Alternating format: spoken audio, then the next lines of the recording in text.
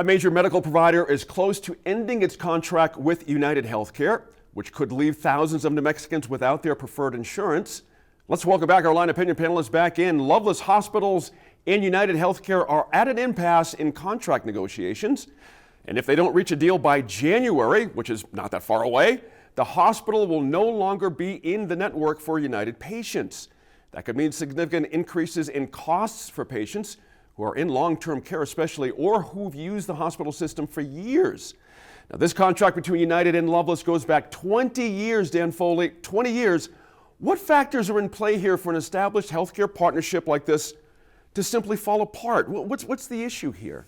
Yeah, so first of all, let me give you a disclaimer. I'm in the insurance business, and we work with all the insurance carriers and all the providers. Appreciate that.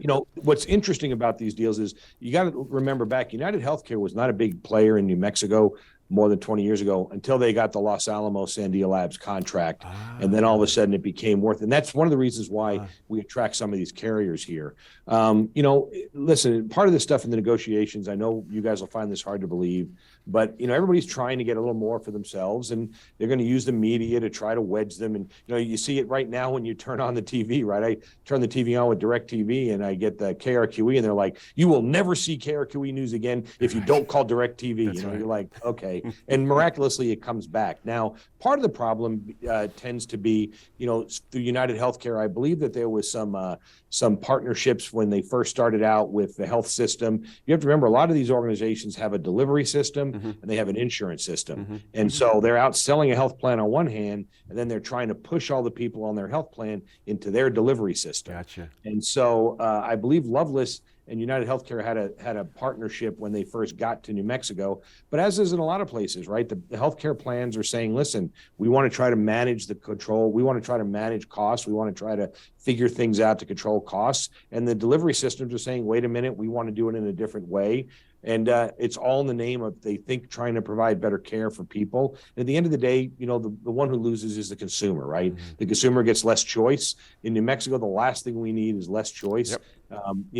It's clear in New Mexico that we have a multi-level system, whether it's Presbyterian, University Healthcare, Loveless, that, and I can tell you, as a father, a husband, as a man, I got a daughter. Each of these systems have different benefits that are better for people to go to. My wife and daughter go to one system. There's a better place for the kids with sports to go to. There's a better place for me to go to as an older male. And so, we don't have 800 options in Albuquerque like they do in Los Angeles and Denver and Phoenix. And so anytime we run the risk of losing a relationship between one of the few healthcare delivery systems and one of the healthcare insurance systems, it's going to be a big effect for New Mexico, and it's going to have a big effect on New Mexicans. Interesting point there. Serge, 13,400 United Healthcare members in this brinksmanship that Daniel's describing here. I got to ask you, what accountability should these providers face if this dispute results in a widespread loss of coverage for New Mexicans?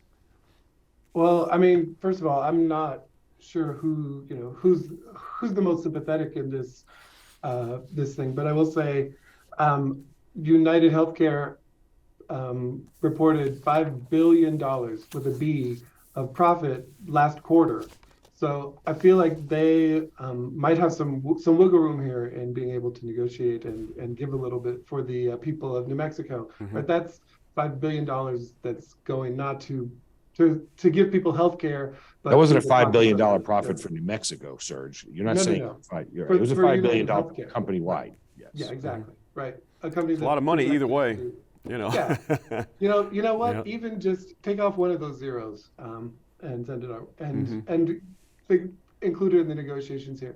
But I think it is tragic that we have the system that holds individuals captive here, that causes the people who are going to need healthcare. We've decided that as a society that healthcare is an important thing. We want everybody to have healthcare, but not so much that we're actually going to make sure that works, and instead leave people susceptible and vulnerable to this sort of fighting between the big companies. I don't know where I heard this, but someone once said to me, when the elephants fight, it's the grass that suffers. And the people of New Mexico are the grass here. It is a system and that's always the way it's going to be, the way we have this system. I would like to see this and hundreds of other stories spur us to looking at it in a different way and thinking about how can we provide healthcare in a way that does not, leave people to trying to change and chase something new every year, and in this, at the whims of these big companies rather than something that's going to benefit the individuals. Yeah, good point there. Just to buttress Serge's point here, coverage ending for Medicare Advantage and group retiree plans on Jan 1 for Loveless Medical Center, Heart Hospital of New Mexico, NM Heart Institute, Loveless Women's Hospital, Loveless Westside. So Sophie, I mean, we're talking about a lot of constituencies and a lot of different people affected here. Again, should people be concerned, or is this, as Dan said, just typical brinksmanship that'll settle itself? Why not both? Like, can it be both? Yeah. And just listening to both Dan and Serge talk, I'm thinking about it's not just these approximately 13,000 people. At the beginning of the year, we see people, regardless, are struggling to figure out, am I going to have to go to a different healthcare system? Am I going to have to find different doctors? We've seen phenomenal turnover in doctors, medical providers in general during the pandemic, folks just leaving. That's right. And so, we have this kind of ongoing revolving door situation in which the consumer, the patient, is frequently looking for new doctors, getting notices that their doctor is not available before trying to get in, scrambling, calling different places, trying to figure out how they're going to get their medical care taken care of. And it's a huge strain on our community.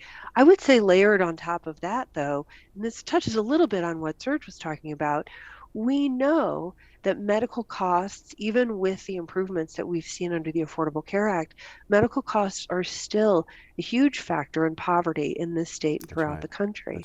And can lead to, increases in bankruptcy filings, increases in homelessness. I mean, this issue that we've been struggling to get our arms around as a country, as a community for so long, it's not done. We're not done. That's right. I got a solution I want to ask Serge about, but before that, I want to ask Dan this. We have another wrinkle, Dan. An estimated 85,000 additional New Mexicans will lose their Medicaid coverage come January. That's because the state's extra federal funding for the program runs dry for COVID, the extra funding, runs dry at the beginning of the calendar year. Now, when you consider this and the potential follow-up between Loveless and United, I mean, New Mexico healthcare providers, are they prepared for a surge of new potential clients in January? Okay.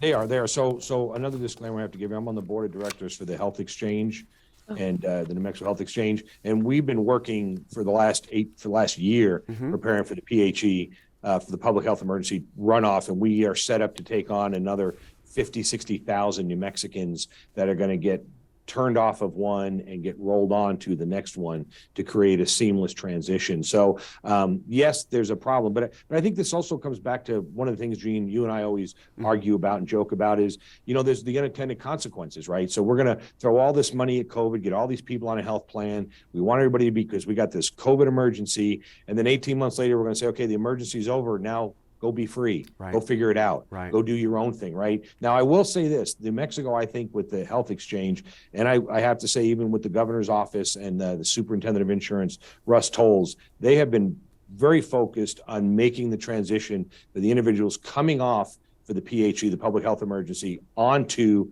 the exchange as seamless as possible. Okay. And I can tell you, we've been spending lots of late nights, lots of board meetings, bringing on lots of technology to try to make this as seamless for everybody from rural New Mexico, urban New Mexico, Native American. So it is going to be a bump in the road, but I will tell you, I think New Mexico is doing a phenomenal job preparing to kind of ease that transition for folks to come off the PHE onto the exchange. Interesting. All right, we'll have to see how that happens.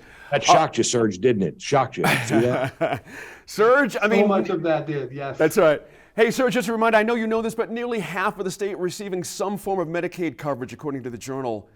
Yep. Should the state have considered extending that funding longer, considering everything Dan just mentioned a second ago?